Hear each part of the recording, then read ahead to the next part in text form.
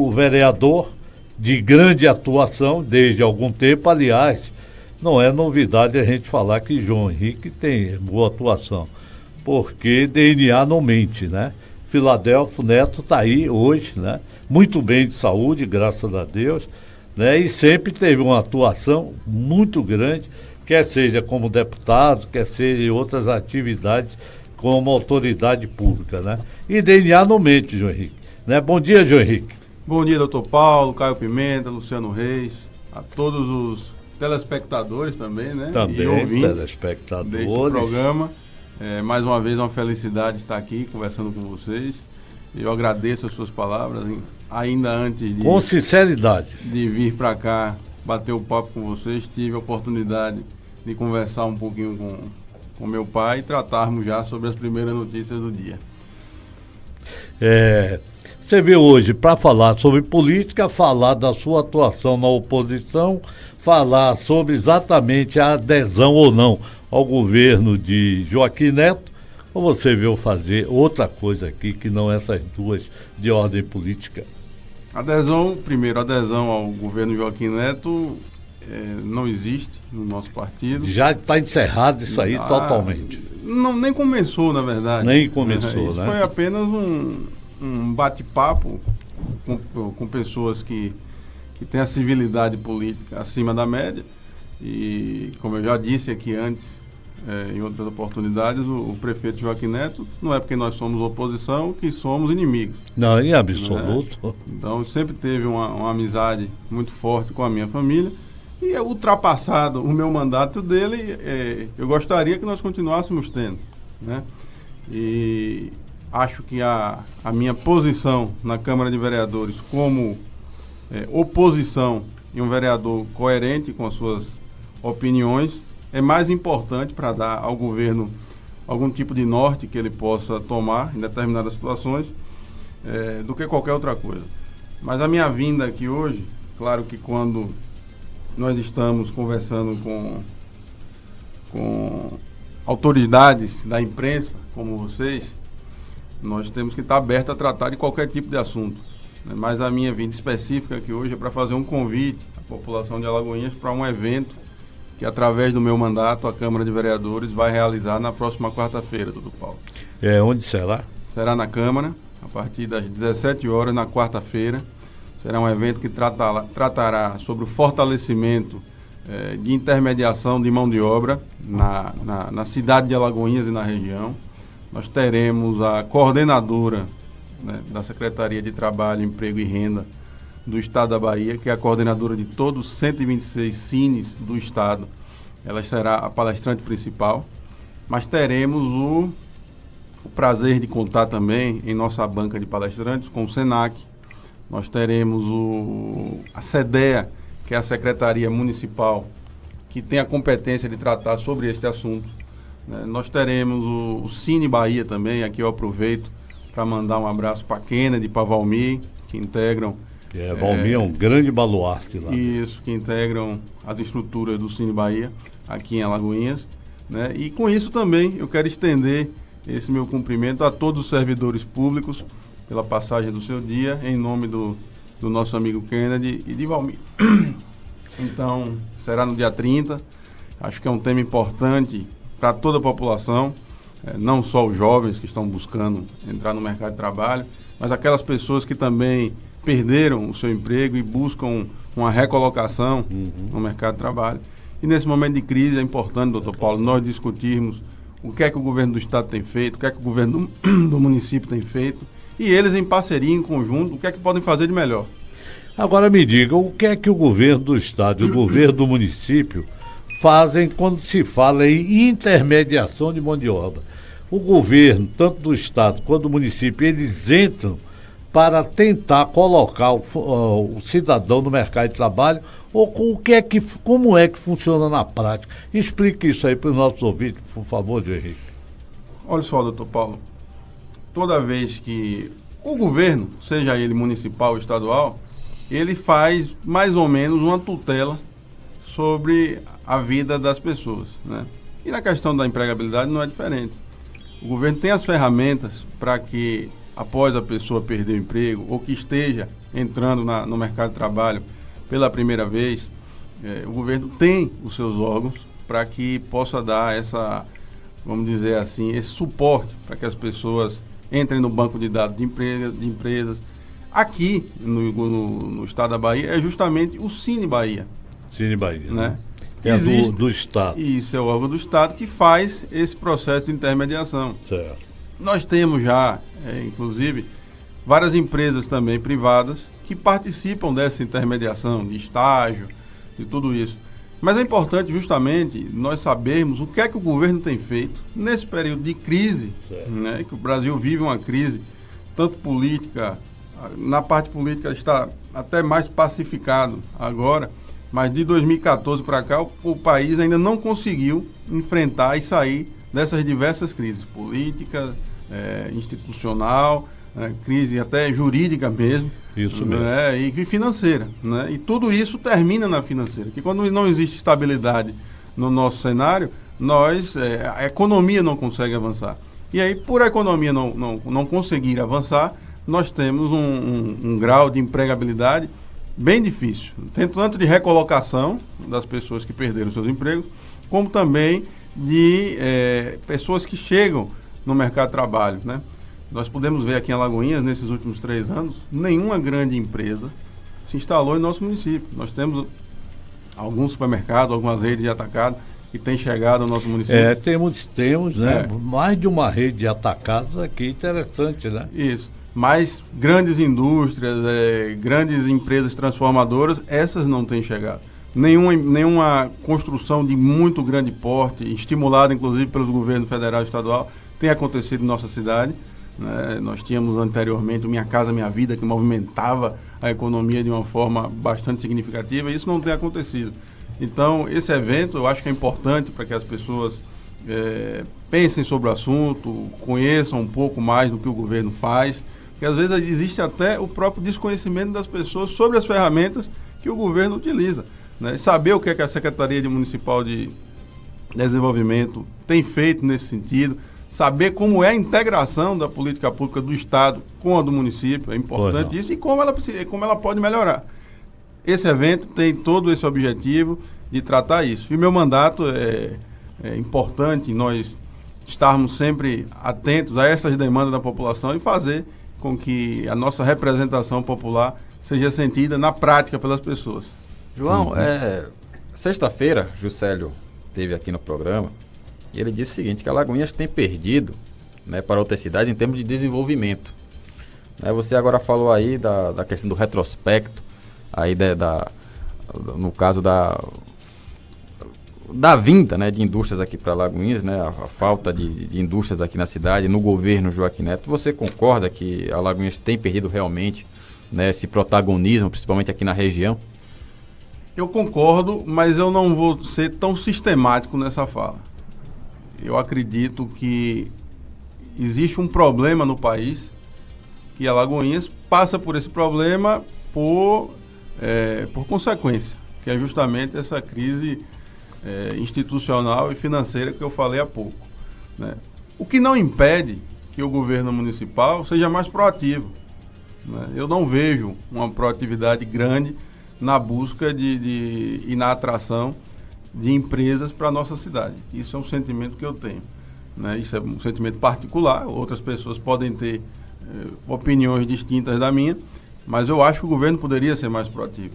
Eu acho que o governo poderia tratar essa questão de atração e busca de empregos novos na nossa cidade de uma forma mais agressiva, né? Justamente para tentar dar um driblezinho nessa crise, porque a crise ela está aí, é um fato, e se nós que temos aqui as nossas oportunidades, a caneta na mão, não buscarmos muitas vezes deixar de fazer aquele caminho tradicional, nós não conseguimos sair. Então era importante que o governo do município fizesse uma política diferenciada para que se estimulasse essa chegada de novas indústrias aqui em nossa cidade. Isso de fato não aconteceu. Uma outra questão, agora mudando de assunto, João, é o seguinte, na última sessão, né, vocês fizeram um acordo, né, a oposição no caso fez um acordo com a base para convidar o superintendente, o Major Alberto, né, para comparecer à casa, para explicar a questão, né, tanto, né, do lucro, né, que seria repassado à SMPT pela EPARC, né, da Zona Azul, e também pela aquela mudança, né, do estacionamento ali agora em ângulo da Rui Barbosa. Né, eu queria que você comentasse, né, que você falasse para os nossos ouvintes qual é o entendimento da oposição, né, o porquê desse convite, já que a prefeitura, né, divulgou que tem, né, uma nota exemplar na transparência, né, pelo menos na Bahia, entre as cidades da Bahia, e me surpreendeu saber que os vereadores, né, não tinham, né, esses dados com relação, né, ao dinheiro que entra no caixa da SMTT sobre, né, essa questão da mobilidade urbana, esse dinheiro vindo, né, da cobrança da tarifa de Zona Azul. Primeiro, Caio, eu vou fazer um retrospecto rápido aqui para que a população entenda exatamente o que aconteceu. Na implantação da Zona Azul eu fui contrário. Eu fui voto vencido na Câmara, né? Acho importante que a Zona Azul chegue em alguns municípios, porém depois de muito debate a ser feito com a sociedade, o que de fato não aconteceu. Nós tivemos um processo licitatório completamente conturbado, né? Nós tivemos uma implantação, né, no período em que a empresa já vencedora do certame deveria fazer as sinalizações necessárias, a implantação de placas, né, para que os cidadãos tivessem o real conhecimento. Isso não foi feito, né? Então, aí, superado esse problema, a gente não conseguiu fazer com que a prefeitura voltasse atrás, nem que o Ministério Público agisse de forma mais contundente no caso, mas o trabalho da oposição, ele ensejou, né, que a empresa tomasse atitudes mais rápidas, né? Se não tivesse tido o trabalho da oposição, talvez a gente tivesse um grave problema até hoje. E o que acontece? Quando o projeto de lei foi aprovado e tornou-se lei, existiam parâmetros. E a Câmara Municipal, apesar de eu ter votado contra, se não fossem meus colegas que votaram a favor, doutor Paulo, o projeto da Zona Azul aqui em Alagoinhas era uma coisa de nome feio, né? Então, os colegas que tiveram essa oportunidade de votar a favor pelas suas consciências, eles tiveram, inclusive, essa responsabilidade de melhorar e de chamar o debate para a Câmara Municipal, que a Prefeitura não queria debate nenhum. Ela queria que o projeto chegasse, como foi empréstimo, ela queria que chegasse na casa com 4 linhas e 3 páginas e chegasse e aprovasse.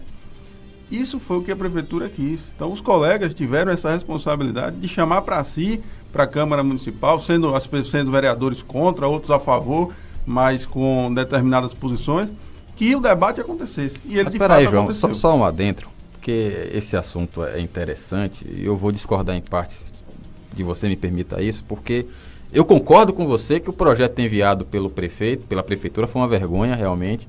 Quase tudo seria decidido por decreto, né, como é feito com o transporte público. Agora, as modificações que a Câmara fez, que os vereadores, foram muito infelizes em certos pontos. Por exemplo, a questão da cobrança de 2 horas integrais, né? Você paga por 2 horas, R$ 2,50.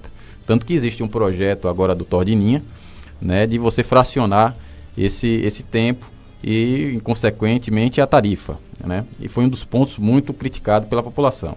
Outra coisa foi a tarifa pós-paga, que foi também uma invenção dos vereadores, né, e que também gerou muita polêmica. Tanto que agora o pagamento da tarifa pós-paga é após 24 horas, e isso choca com a lei aprovada com a Câmara. Eu falei isso, inclusive, para alguns vereadores, né? Se aceita porque é uma questão mesmo que é benéfica para a população apoia, mas que juridicamente é irregular. Porque a lei diz que após 15 minutos, né, se você não fazer o pagamento, você tem que pagar uma tarifa pós-paga, né? E aí um consenso da concessionária com a prefeitura aumentou esse tempo para 24 horas. E ainda há quem critique também. Então houve certos pontos também que a Câmara, e aí, claro, eu sei que você fica numa posição difícil como colega, né, tem sempre corporativismo, mas erraram e erraram muito, né? Eu espero que faça-se nessas mudanças, como o Tordininha também propõe a mudança da lei, mas houve alguns equívocos. Mas continue. Assim, Caio, eu também vou me permitir discordar em partes da sua opinião. Eu disse anteriormente que se tivesse sido aprovado o projeto como chegou na casa, seria uma coisa de nome feio. Obviamente que o projeto não saiu da Câmara perfeito. Tanto não saiu perfeito que as ações posteriores não foram perfeitas, não foram bem feitas, né? Existem coisas que os vereadores, e aí eu também vou me permitir também me colocar de fora dessa situação, porque eu votei contra integralmente ao projeto, mas existem situações aprovadas pelos meus colegas que melhoraram em muito o projeto que lá chegou. E existem ainda imperfeições que se seguem. Aí você fala da tarifa pós-paga. Hoje, eu sou a favor da tarifa pós-paga, sabe por quê? Porque quando o cidadão para o carro, não encontra a pessoa para pagar. Você imagina se todo mundo fosse multado, e era o que estava acontecendo. Hoje até melhorou um pouquinho. Não, mas a mudança não foi fruto da Câmara. A mudança foi fruto do governo enxergar que estava sendo tão mal feito o serviço que se ele não fizesse uma atitude... Não, mas os 15 minutos foi colocado pela Câmara. Sim, porque funciona assim na maioria das cidades. Só que a empresa que veio fazer aqui achando que talvez tivesse em 7 dias. Agora, hoje a implantação da Zona Azul tem o quê? 6 meses? Eu acho que já tem mais. Tem mais. Começou em fevereiro, não é isso? A gente está em outubro, tem uns 8 meses. 2 por mês, 8 meses, mais ou menos. Daí eu perguntaria para você, Henrique, você acha que hoje a Zona Azul é um sucesso em Alagoinhas? Da forma que foi feita, não. Não, hoje. Apesar dos 2,50, apesar de não estar aprovado o projeto de Todininha para alterar os valores e a quantidade de horas, eu acho que, eu vou dar minha opinião antes da sua, eu acho que foi um sucesso. Eu procurei vaga sexta-feira no centro da cidade e não encontrei. Eu acho o seguinte, doutor Paulo, eu acho que medidas não se sobrepõem às outras. Faltava, né, e talvez o governo do município pudesse ter instalado a Zona Azul exatamente primeiro no centro, que é onde nós temos o problema crônico do estacionamento, mas para depois ir instalando nas áreas circunvizinhas. Isso faltou. Esse problema nós enfrentamos hoje, né? Existe a população que não tem realmente recursos para ficar pagando R$ 2,50 todo dia de estacionamento. Isso é um fato, né? Então, nós tínhamos um problema crônico, que era aqui, essa região do Coreto, né? O comércio em si, nós tínhamos um problema crônico, mas não tínhamos um problema crônico em regiões um pouco mais distantes. Aí é que mora a discussão de que a prefeitura não fez esse estudo, esse debate com a sociedade de forma mais acertada. Mas, obviamente, que tem, sim, alguns avanços. Eu também enxergo isso, né? Quando a gente chega, muitas vezes, com pressa na rua, a gente antigamente rodava 10, 15 minutos no centro para encontrar uma vaga, quando encontrava, né? Hoje não. Hoje a gente já consegue com mais facilidade encontrar. E aí a gente terminou passando um pouquinho a discutir o mérito da Zona Azul e esquecendo a pergunta que Caio Pimenta fez, que foi exatamente essa convocação que a Câmara de Vereadores quis aprovar na última sessão e que, através de um acordo entre oposição e situação, nós não levamos adiante a votação do requerimento. O que é que aconteceu? E, de novo, é justamente a falta de debate, a falta de sintonia do governo com a população que causa essa celeuma toda. Nós temos na Câmara um projeto que tem falhas, que tem acertos, um projeto não, a lei, né, aprovada hoje, e que foi fruto de muita reação da população, tanto reações positivas como reações negativas. Como é que de uma hora para outra, sem conversar com ninguém, num domingo de manhã a gente acorda e as vagas de estacionamento da Rui Barbosa e das ruas da rua próxima, ela que era vertical passou a ser em ângulo. Eu vi eles fazendo isso. Eu passava na hora. Eu vi também, mas só que eu não estava entendendo. Quando eu passei, eu não entendi o que estava acontecendo. Quando chegou na segunda-feira de manhã, pronto, mudou tudo. Que você viu tudo pronto. Pronto. E aí a discussão que fica é a seguinte. A partir daí, se gerou mais vagas de estacionamento, não é isso? Se gerou mais vagas de estacionamento, você está dando mais oportunidade à empresa de ganhar dinheiro. E também dando oportunidade do usuário ter novas opções. Também está dando... Também tem esse outro ângulo. Também né? está dando novas vagas, novas Isso. oportunidades. Mas você vem para uma pista que é uma das mais movimentadas da cidade hoje, é o binário, nós não temos como negar isso, né? E a justificativa não pode ser que da Lauro de Freitas a gente tinha 2 vias e passa a entrar em 3 e que aí segue nas 2 para modificar o trânsito dessa forma. Agora, você acha, após 8 dias que nós temos de implantação dessas faixas, atrapalhou o trânsito na cidade, ali naquela região particularmente? Sabe quando é que atrapalha, doutor Paulo? Sim. Quando os carros, eles dão ré para poder dão voltar ré. a vir. Então, quando ele dá ré, a gente já perdeu uma faixa que Entendi, virou ângulo. entendi, é verdade, Certo? A isso gente aí tem acontece. 2. Aí a gente fica com 2. A justificativa é que Isso. continua com 2. Mas quando dá uma ré, o carro invade a segunda via Isso e é a verdade, gente isso é passa a verdade. ter uma via e meia ou às Isso. vezes até uma via só. É verdade. Então faltou essa discussão, faltou trazer para a população isso e fazer as coisas, vamos dizer assim, as claras. Né? E aí o que é que aconteceu? Quando nós fizemos a movimentação política na Câmara para a convocação do superintendente, isso porque nós, da Câmara, através de um requerimento do vereador Luciano Almeida, há algum tempo já havíamos aprovado o convite para que o superintendente fosse à Câmara explicar como estava sendo gasto os recursos da Zona Azul. Porque a Prefeitura está ganhando dinheiro com isso. Tem uma empresa que ganha dinheiro com isso, mas a Prefeitura também está ganhando. É uma receita nova para a Prefeitura de Alagoinhas. O que é que está sendo feito? Então, o superintendente não atendeu o convite da Câmara e não foi. Diante dessa celeuma, nós chegamos a apresentar o requerimento de convocação. E a pedido do líder do governo, que eu quero deixar aqui também os meus sinceros agradecimentos, porque já marcou a ida do superintendente para a próxima quinta-feira.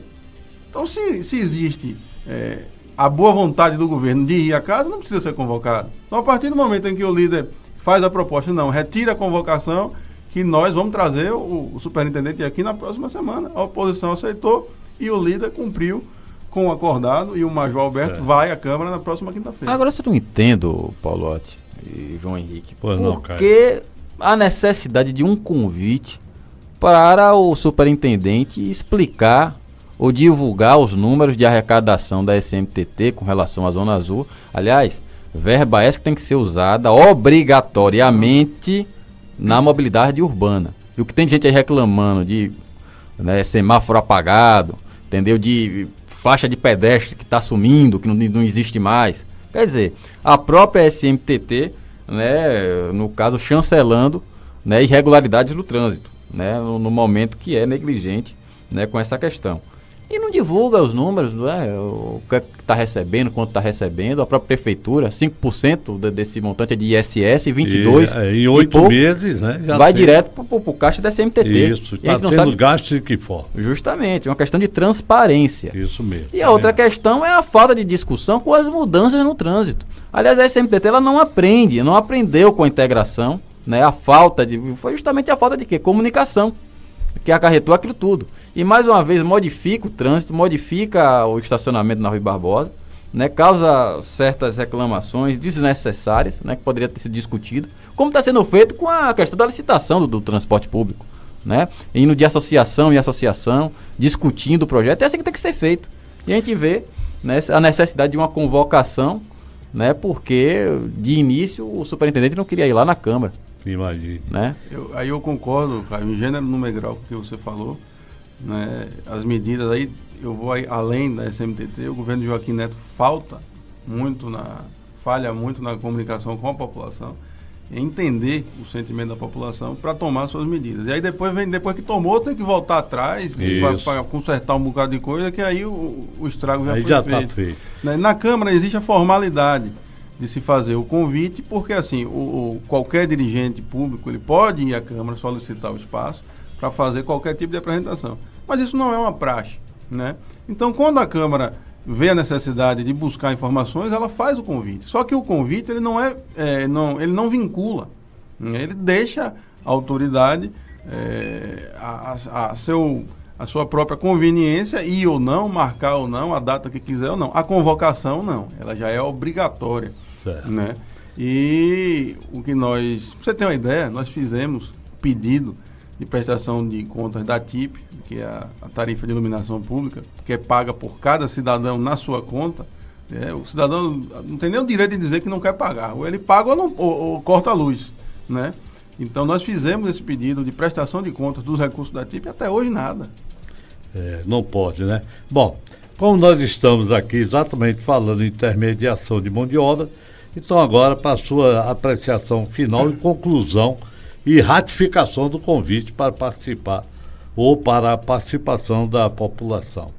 Mais uma vez eu agradeço, doutor Paulo, a oportunidade de Prazer tê-lo aqui também, João. Conversando com a população. Eu sempre digo que toda vez que nós estamos num programa de rádio, nós estamos cumprindo a nossa função e eu estou aqui conversando com diversas pessoas que talvez eu não teria oportunidade de conversar pessoalmente. Sem sombra de dúvida. E aí eu volto aqui a ratificar o convite para que toda a população de Alagoinhas, as empresas que atuam nesse segmento, os servidores públicos, todas as pessoas que se interessam, porque eu acho que é um tema geral, que todos se interessam, independente de faixa etária, independente de condição social, todos se interessam pela questão da empregabilidade e a questão da intermediação de mão de obra. E esse evento que a Câmara Municipal vai realizar na próxima quarta-feira, a partir das 17 horas, na nossa sede, que é a Casa do Povo, a Câmara Municipal, para que as pessoas conheçam mais um pouquinho sobre esse assunto. O convite está feito, eu acho importante que, através do nosso mandato, políticas públicas possam ser criadas, assuntos possam ser debatidos, para que as coisas tenham um melhor caminhar a partir de agora. Então, muito obrigado. Desejo a todos um bom dia, uma semana muito produtiva de trabalho para todos. E é isso aí, doutor Paulo. Muito obrigado, estou à sua disposição. Muito obrigado também, João. São 7